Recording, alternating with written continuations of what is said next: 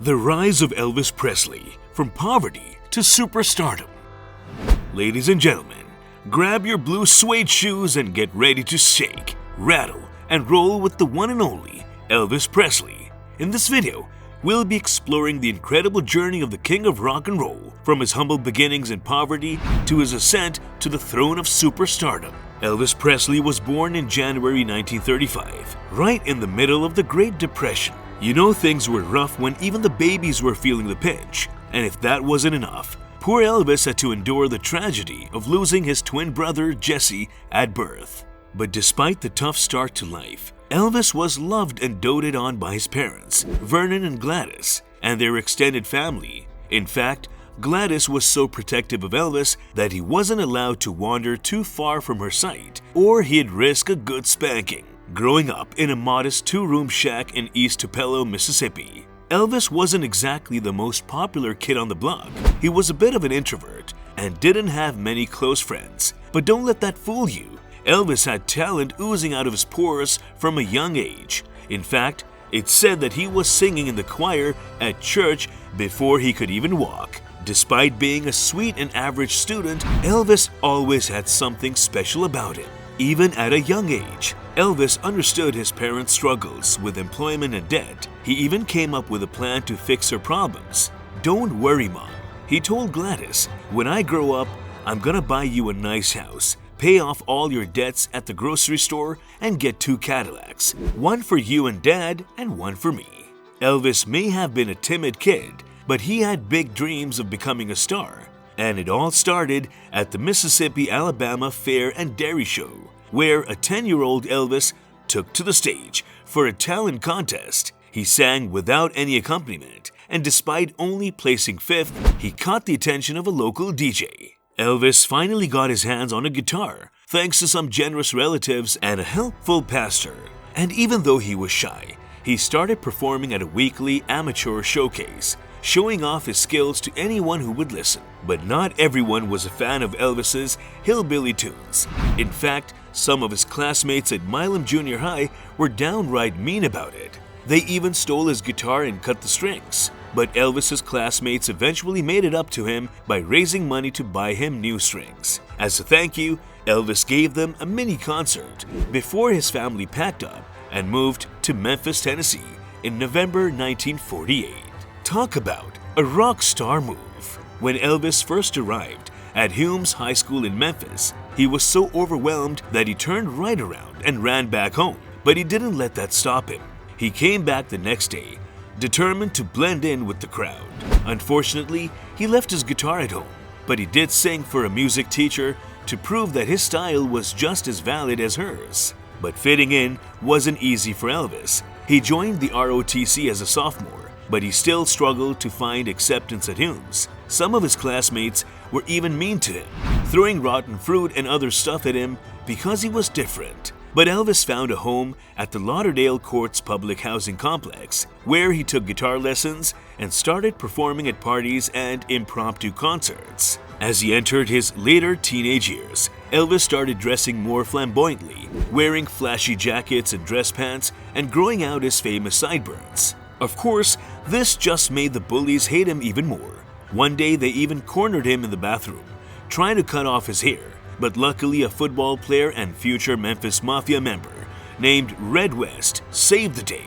Despite the rough start, Elvis eventually won over many of his peers with his talents and an earnest heart. If you've been enjoying this video, our YouTube data shows 0.1% of our viewers aren't subscribed, and it looks like that's you.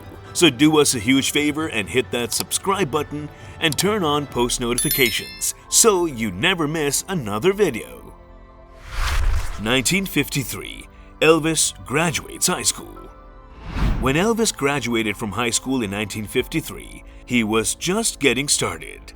He took a job driving a supply truck, but he never forgot about his love for music. So in August of that year, he headed to the Memphis recording service run by Sam Phillips to make a record. He paid $3.95 for the privilege, and while Phillips didn't call him back right away, Elvis didn't give up. In 1954, he returned to the studio and cut another record. And that's when things really started to take off. Phillips called Elvis up one day in June and asked him to come to the studio at 3 p.m. Elvis was there in a flash, and while that first session didn't go quite as planned, something magical happened. During a later session in July, Elvis and his bandmates, Scotty Moore and Bill Black, were just messing around when they stumbled upon a speeded-up version of Arthur Big Boy Crudup's That's All Right. When Phillips heard it, he interrupted them and asked, what was that? They couldn't quite put their finger on it, so they just played it again. And just like that, Sam Phillips had found the music he had been searching for, even if he couldn't quite tell them how to get there.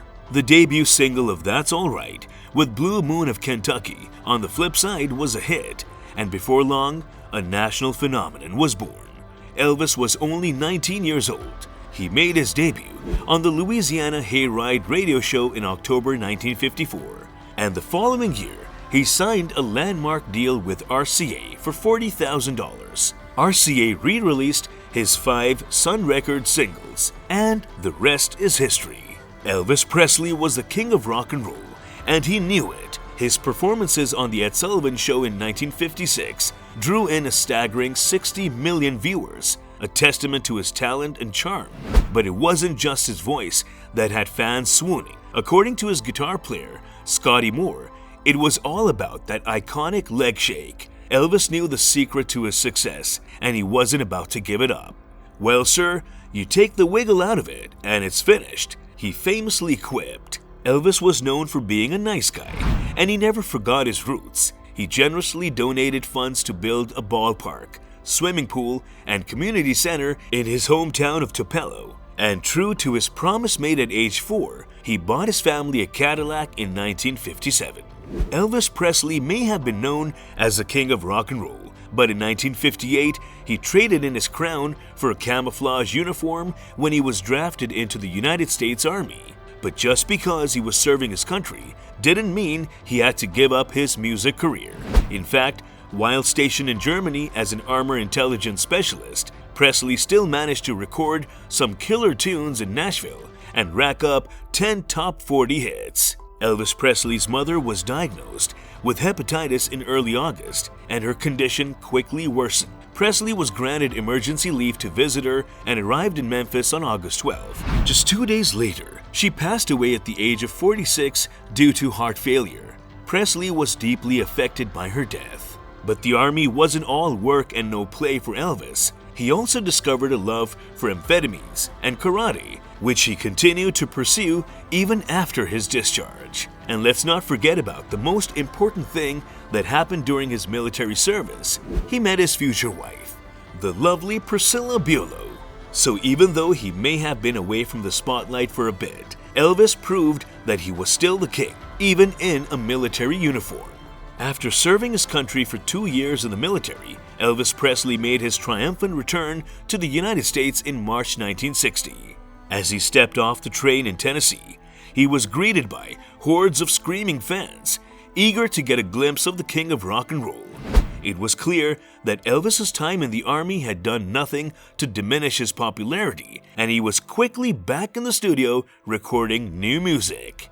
One of his first projects upon returning was the single Stuck on You, which was rushed into release and shot straight to the top of the charts. But Elvis wasn't content to just rest on his laurels. He continued to churn out hit after hit, including the ballads It's Now or Never and Are You Lonesome Tonight. These songs, along with the rest of the album, Elvis Is Back, showcased the singer's incredible range and cemented his place as the undisputed king of rock and roll. But it wasn't just his musical career that was thriving upon his return. Elvis's return to television on the Frank Sinatra Timex special was a huge success, and he earned a record-breaking fee of $125,000 for just 8 minutes of singing. It's clear that the public just couldn't get enough of Elvis, and he continued to tour and record new music, releasing the soundtrack to his film G.I. Blues, as well as a gospel album, His Hand Is Mine. During the 1960s, Elvis Presley's manager, Colonel Tom Parker, pushed him to appear in a series of low-budget musical comedies. While Presley initially attempted to pursue more dramatic roles, The less commercially successful films, Flaming Star and Wild in the Country, led him to go back to the formula. Despite poor reviews, almost all of Presley's films during this decade were profitable. He appeared in a total of 27 films during the 1960s, many of which had accompanying soundtrack albums or EPs. However, the quality of the music in these films declined over time, and Presley often sang material that he did not enjoy, even though some of his most popular songs, such as Can't Help Falling in Love and Return to Sender, came from his films. In the latter half of the decade, Presley's commercial success dwindled and he had only one top 10 hit, Crying in the Chapel, between 1964 and 1968. However, he did release a successful gospel album, How Great Thou Art, which won him a Grammy Award for Best Sacred Performance. In 1967, Presley married Priscilla Buelow. 7 years after they first met, Elvis had released a few successful soundtrack albums, but by 1967, it was clear that Presley's popularity was declining and his fans were getting very annoyed from him, moving away from his original style. In 1968, Presley's only child, Lisa Marie, was born during a period when he was feeling unhappy with his career. His singles were not performing well on the charts, and his upcoming soundtrack album, Speedway, was not expected to do well either. In an effort to boost Presley's career, his manager, Colonel Tom Parker, arranged for him to appear in a television special called Elvis, which aired in December of that year. The special, now known as the '68 Comeback Special, featured Presley performing live in front of a small audience for the first time since 1961. He was dressed in black leather and sang and played guitar in a style reminiscent of his early rock and roll days. The special was a huge success and helped revitalize Presley's career. The single, If I Can Dream, which was written for the special, reached number 12 on the charts, and the accompanying soundtrack album reached the top 10. Presley was keen to return to live performing, and in 1969, he began a series of shows at the International Hotel in Las Vegas. These shows were also successful and helped to cement Presley's status as a major entertainment icon. However, despite his professional success, Presley's personal life was tumultuous. He and his wife Priscilla were growing increasingly distant, and in 1971, Presley had an affair that resulted in an abortion. The Presleys separated in 1972, and Presley's new girlfriend, Linda Thompson, moved in with him. Presley and Priscilla filed for divorce in August of that year. Presley's personal life continued to be marked by turmoil and controversy. He struggled with drug addiction and health issues, and his later issues were marred by financial problems and legal battles. Despite his untimely death, his influence on the music industry and popular culture has been enduring, and he remains one of the most iconic and beloved figures in the history of rock and roll. Elvis Presley's unique blend of music and style changed the course of popular culture and influenced generations of musicians and fans. His enduring legacy as the king of rock and roll will never be forgotten. If you enjoyed this video, then check out this video right here.